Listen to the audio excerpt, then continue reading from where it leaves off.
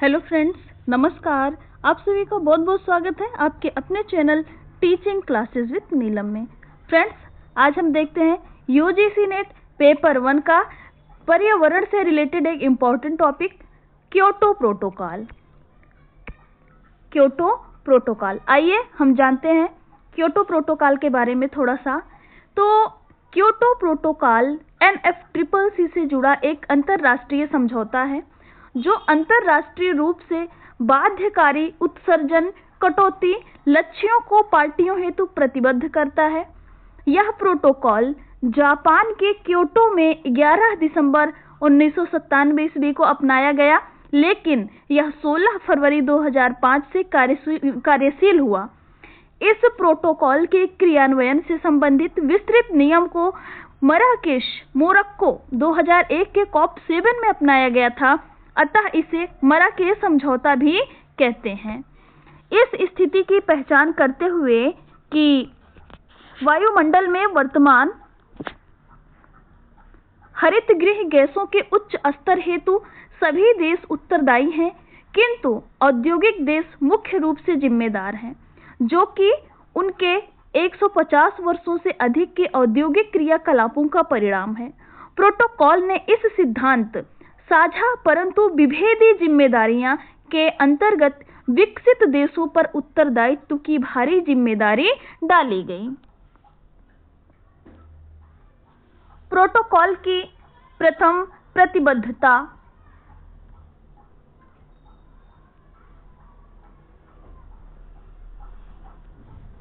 Protocol की प्रथम प्रतिबद्धता अवधि 2008 में शुरू हुई एवं 2012 में समाप्त हुई। इस प्रोटोकॉल की द्वितीय प्रतिबद्धता अवधि 1 जनवरी 2013 से शुरू हुई एवं 31 दिसंबर 2020 में खत्म हो चुकी है। इस प्रकार क्योटो प्रोटोकॉल कन्वेंशन को सक्रिय करता है। प्रोटोकॉल एवं कन्वेंशन के बीच बड़ा अंतर यह है कि यह कन्वेंशन औद्योगिकृत राष्ट्रों को GHG हरितगृह गैस को स्थिर करने हेतु प्रोत्साहित करता है, लेकिन प्रोटोकॉल उन्हें ऐसा करने के लिए प्रतिबद्ध करता है। क्योटो प्रोटोकॉल के अंतर्गत एनेक्स 1 के देशों को 2008 से 2012 के बीच अपनी हरितगृह गैसों के उत्सर्जन में 1990 के स्तर से 5.2% की कटौती करनी थी। आगे हम देखते हैं क्योटो प्रोटोकॉल के कानूनी क्रियान्वयन हेतु UNFCCC के ऐसे 55 देशों जो 55% वैश्विक उत्सर्जन हेतु जिम्मेदार हैं, उनके द्वारा सत्यापन किया जाना जरूरी है। क्योटो प्रोटोकॉल के अंतर्गत सदस्य देशों को 3 श्रेणियों में विभाजित किया गया है। सबसे पहला आता है परिशिष्ट एनेक्स 1।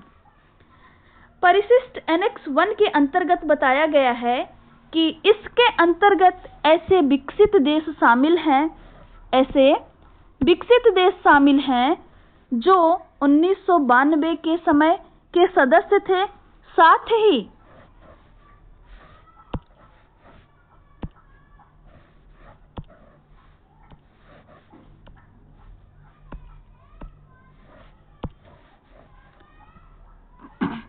साथ ही इस श्रेणी में वे देश भी सम्मिलित हैं जिनकी अर्थव्यवस्था उस समय संक्रमण से गुजर रही थी, जैसे बाल्टिक देश, रशियन फेडरेशन तथा विभिन्न मध्य और पूर्वी यूरोपियन देश। आगे हम देखते हैं परिशिष्ट 2 में क्या बताया गया है। एनेक्स 2 में बताया गया है कि इसके अंतर्गत वे देश आते हैं जो एनेक्स 1 के OECD के सदस्य देश तो हैं, लेकिन उनकी अर्थव्यवस्था संक्रमण काल से नहीं गुजरी है। दूसरे शब्दों में EIT यानी इकोनॉमिक्स इन ट्रांजिशन के देशों जो एनेक्स 1 में शामिल हैं, उनको छोड़कर बाकी सभी देश इस श्रेणी में आते हैं। इस श्रेणी के देश को वित्तीय सहायता द्वारा विकासशील देशों की GHG हरितगृह गैस उत्सर्जन कम करने संबंधी गतिविधियों में मदद करनी होती है। आगे हम देखते हैं परिशिष्ट 3 में क्या बताया जा रहा है। तो परिशिष्ट 3 में बताया गया है इस श्रेणी में ज्यादातर विकासशील देश हैं जिन पर जलवायु परिवर्तन का सर्वाधिक प्रतिकूल प्रभाव पड़ सकता है। इन देशों में कन्वेंशन के तहत तकनीक हस्तांतरण, निवेश और ऐसी गतिविधियों के आयोजन पर जोर दिया गया जिससे GHG उत्सर्जन से होने वाले प्रभावों से इन्हें बचाया जा सके। आगे हम देखते हैं उत्सर्जन में कटौती हेतु रणनीति। क्योटो प्रोटोकॉल के अंतर्गत उत्सर्जन में कमी लाने के लिए 2 तरीकों की चर्चा थी। ये तरीके इस प्रकार से हैं कि सबसे पहला है उत्सर्जन कटौती में प्रतिबद्धता। उत्सर्जन कटौती में प्रतिबद्धता से रिलेटेड है कि यह विकसित देशों हेतु बाध्यकारी उत्सर्जन कटौती प्रतिबद्धता थी। अगला है लचीला बाजार तंत्र। क्योटो प्रोटोकॉल का लचीला बाजार तंत्र उत्सर्जन के व्यापार पर आधारित था। क्योटो प्रोटोकॉल प्रतिबद्धित देशों को उनके लक्ष्यों के बड़े हिस्से को पहले घरेलू स्तर पर पूरा करने अर्थात अपने स्थान पर ही उत्सर्जन कटौती द्वारा पूरा करने को कहते हैं, लेकिन उत्सर्जन लक्ष्यों के कुछ भाग को वे 3 बाजार आधारित तंत्रों के द्वारा भी पूरा कर सकते हैं। यह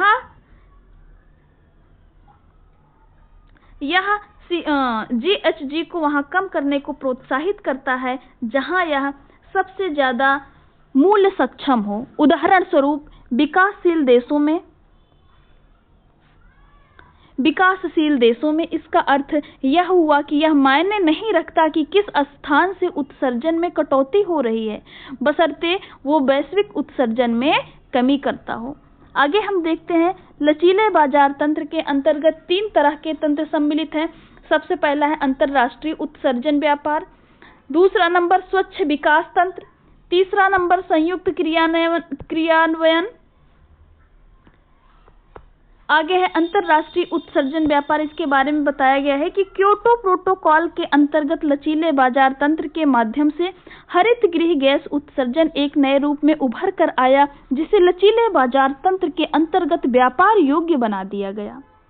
क्योटो प्रोटोकॉल के अनुच्छेद 17 में उत्सर्जन व्यापार का उल्लेख है और इसके द्वारा प्रोटोकॉल उन देशों को अपने अतिरिक्त कार्बन क्षमता जो उन्हें प्रदत्त उत्सर्जन सीमा से कम उत्सर्जन कर हासिल की है को उन देशों को बेचने की अनुमति प्रदान करता है जो अपने निर्धारित लक्ष्य को पूरा करने में असमर्थ हैं।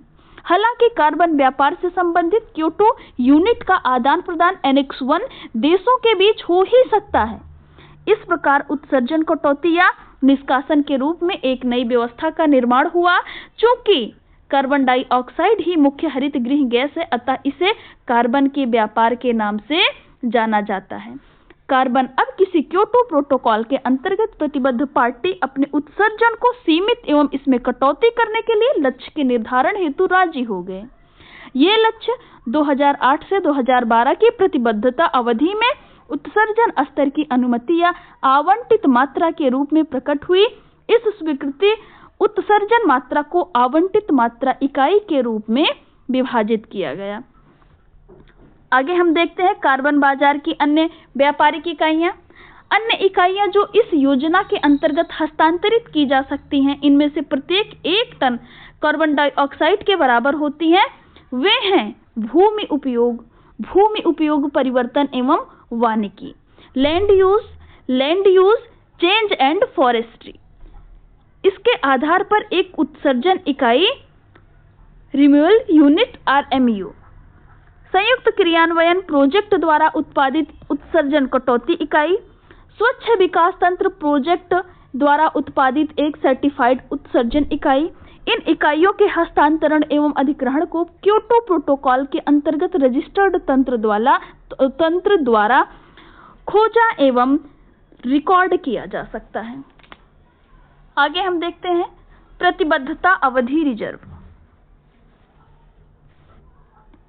पार्टियों द्वारा इकाइयों के अत्यधिक विक्रय करने के कारण स्वयं के उत्सर्जन लक्ष्य को पूरा करने में असमर्थ होने की स्थिति से निपटने के कारण इस प्रतिबद्धता अवधि रिजर्व की अवधारणा को लाया गया।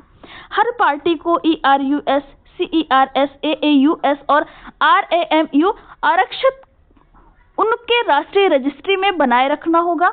यह आरक्षित इकाई ही प्रतिबद्धता अवधि रिजर्व कहलाता है, जिसे पार्टी के लिए सौंपी गई मात्रा को 90% से नीचे नहीं गिरना चाहिए। आगे हम देखते हैं स्वच्छ विकास तंत्र।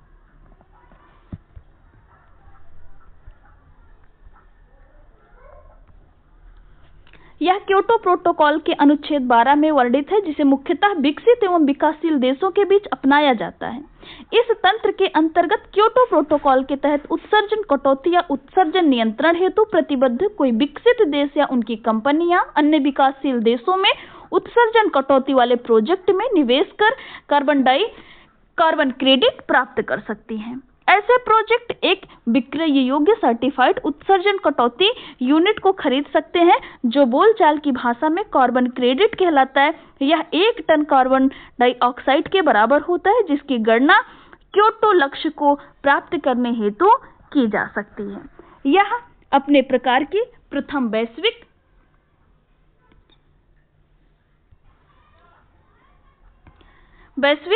पर्यावरणीय निवेश एवं क्रेडिट योजना है, जो मानक उत्सर्जन प्रति संतुलित उपकरण उपलब्ध करा रहा है। आगे हम देखते हैं CDM प्रोजेक्ट का उदाहरण। CDM प्रोजेक्ट का उदाहरण एक ग्रामीण विद्युतीकरण परियोजना जिसमें सोलर पैनल का उपयोग हो रहा है या ज्यादा ऊर्जा सक्षम बॉयलर की स्थापना की गई हो। यह तंत्र विकासशील देशों में संपोषणीय विकास को प्रेरित करता है, जबकि कुछ विकसित देशों को उत्सर्जन कटौती में लोच प्रदान करता है।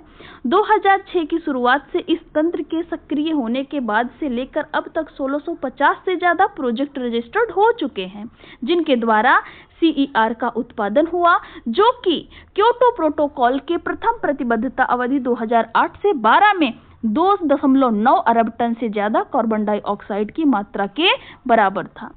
कार्बन क्रेडिट का अर्थ मुख्यतः इसी तंत्र से लगाया जाता है। आगे हम देखते हैं संयुक्त क्रियान्वयन। यह तंत्र, जो कि संयुक्त क्रियान्वयन के नाम से जाना जाता है, क्योटो प्रोटोकॉल के अनुच्छेद 6 में वर्णित है। यह तंत्र क्योटो प्रोटोकॉल के तहत उत्सर्जन कटौती एवं नियंत्रण हेतु प्रतिबद्ध किसी विकसित देश को एक दूसरे विकसित देश में उत्सर्जन कटौती या उत्सर्जन निष्कासन परियोजना में निवेश द्वारा उत्सर्जन कटौती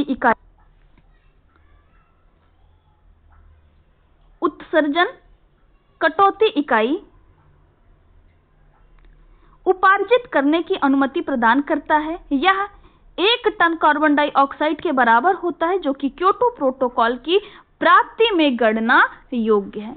आगे हम देखते हैं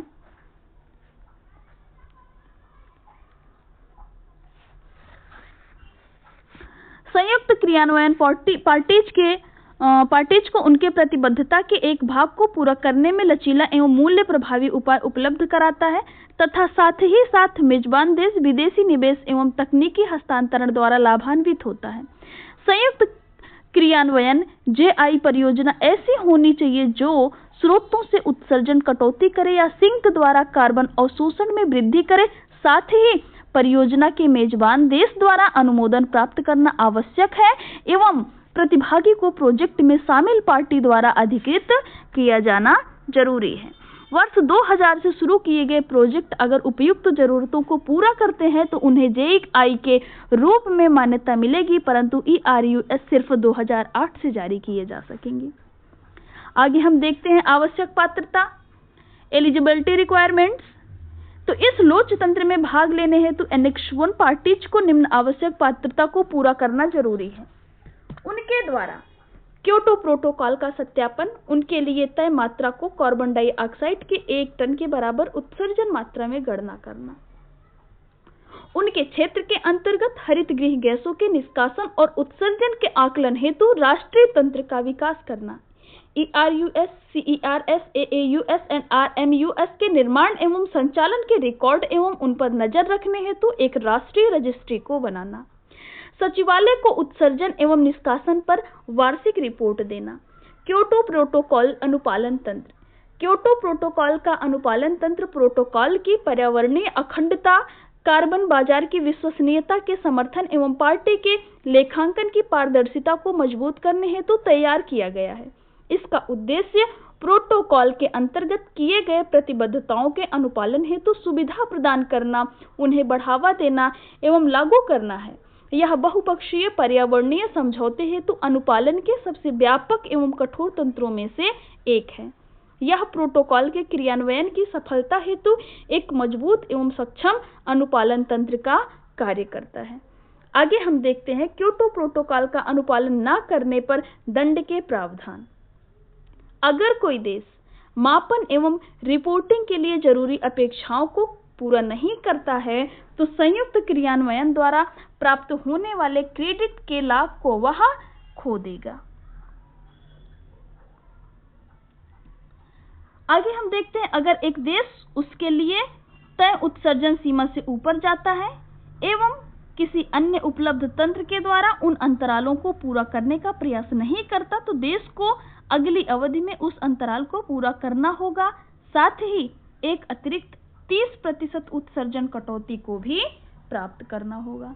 तो फ्रेंड्स, हम क्लास को यहीं पे एंड करते हैं। आपको ये इन्फॉर्मेशन कैसी लगी कमेंट में जरूर बताएं। आप अपने विचार कमेंट सेक्शन में जरूर प्रस्तुत करें और अन्य ही ऐसे टॉपिक्स के लिए हमें कमेंट करें। यदि आपको ऐसे अन्य वीडियो चाहिए तो उसके लिए आप सजेस्ट करें। वीडियो को लाइक करें, शेयर करें, चैनल को सब्सक्राइब करें, अपना सपोर्ट बनाए रखें। जय हिंद, वंदे मातरम।